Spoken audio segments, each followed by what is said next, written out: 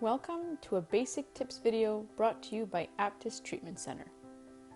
In this video, we're going to look at the term reinforcement and how reinforcement can have a huge impact on behavior. What is reinforcement? In behavioral services, reinforcement is the desired reaction or reward for someone's behavior. Consider the following examples. A teacher is frustrated because whenever the lesson for the day is more challenging, a particular student starts cracking jokes, disturbing the lesson. Perhaps the reinforcement the student is looking for is precisely that, to stop the lesson or escape. This results in holding the whole class back. The local community is very upset after they fundraised to build the new playground and it was vandalized by a youth on the day of the unveiling. No one personally knows the youth or his family, so when they saw him do it, everyone was too surprised to say anything. Those who were near him said that he seemed to enjoy how shocked and stunned everyone looked. Could it be that the reinforcement this youth is looking for is shock or even respect? A homeless patron of a busy shelter sometimes starts hitting himself in the head. After a while, he stops and smiles to himself. Is it possible that the reinforcement he is seeking is the sensation he gets from the hitting of his head? As you see in these examples, a reinforcer can be a change in an activity or situation, a reaction, or a physical reward or sensation. Now I want you to consider the following quote. If you want to see more of something, reinforce it. For the people in the three scenarios we just described, if they continue to get the reinforcer they're hoping for, it's likely that their behavior will continue. How can we help people change behavior which may be harmful to themselves, others, or their futures? By considering and consulting with the person on what may be behind their behavior, or by using reinforcers for appropriate behaviors. Before you approach someone about their behavior, here are three key things to remember: respect, patience, and discovery. Understand that seemingly bad behavior can sometimes be what is helping a person manage complex issues such as family strain, depression, psychosis, poverty, PTSD, or unsureness about their identity. More generally, a person's behavior may be impacted by biological, psychological, and social factors. These factors should always be considered when trying to understand someone's challenging behavior. When approaching someone about changing their behavior, be respectful and patient because there may be far greater stakes at hand for this person than what they are displaying through their behavior. Also, remember that offering new reinforcers is a discovery process. Let's look at the three examples we included at the beginning of this video.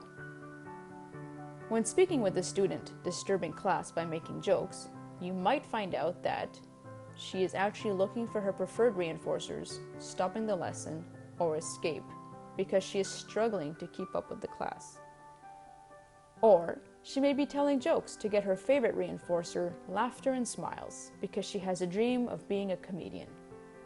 In the first scenario, the teacher might offer new reinforcers for appropriate classroom behaviors, such as establishing a sticker reward system to commend all students for positive and appropriate behaviors, and rewarding this student when they do something appropriately, for example, focusing on the lesson, or explaining tasks more simply and offering tutoring if the student requests help.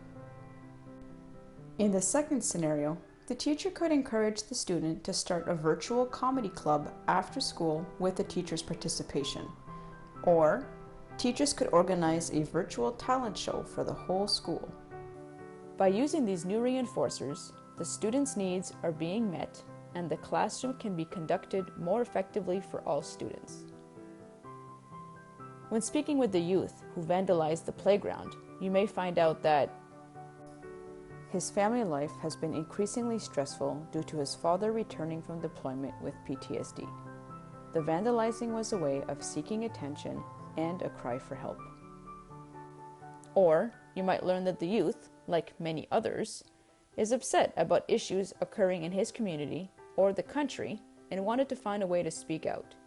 He chose vandalism as his way to communicate and get attention regarding his discontent with the situation around him. In the first scenario, you might offer the youth other ways of getting attention, such as peer groups or mental health resources. You might also offer a referral to a counseling center for his father. In the second scenario, you might offer the youth access to any advocacy groups or initiatives currently active in the community. Or you might coach the youth on how to make a difference, for example, how to contact the local city councillor or a member of parliament. Teaching the youth how to speak up for what they believe in and having their voice heard. The new preferred reinforcers might still be attention and communication, but offered in ways which are reinforcing the youth to take more appropriate actions for his actual goals or needs. With these reinforcers, the youth's vandalism behavior may likely stop. When speaking with the homeless patron at the busy shelter, who often hits his head and seems to like the sensation that it gives him, you might find out that he has an auditory sensitivity and the busy shelter was too loud for him. He hid himself as a means to get others to move away from him or to be quiet. He may benefit from having a sound-canceling headset or earplugs to get his new reinforcer calm and quiet. Or you might connect him with local mental health resources to determine if he is hitting himself as a strategy to calm the symptoms of schizophrenia or other mental health condition. The new reinforcers might still be calm and quiet, but achieved through appropriate tools, medication, and/or mental health supports. In either of these scenarios, with these new reinforcers, the person's self-harming behavior may likely stop. Reinforcement is a powerful tool to potentially increase appropriate behaviors. However, some behaviors may demand an immediate response, including intervention or discipline. For strategies on how to balance the powers of reinforcement with constructive criticism or intervention, please see our basic tips guide for the section on pairing. You can find a link to the tip guide in the video description below. Another powerful tool in empowering people to increase their appropriate behaviors is offering choice.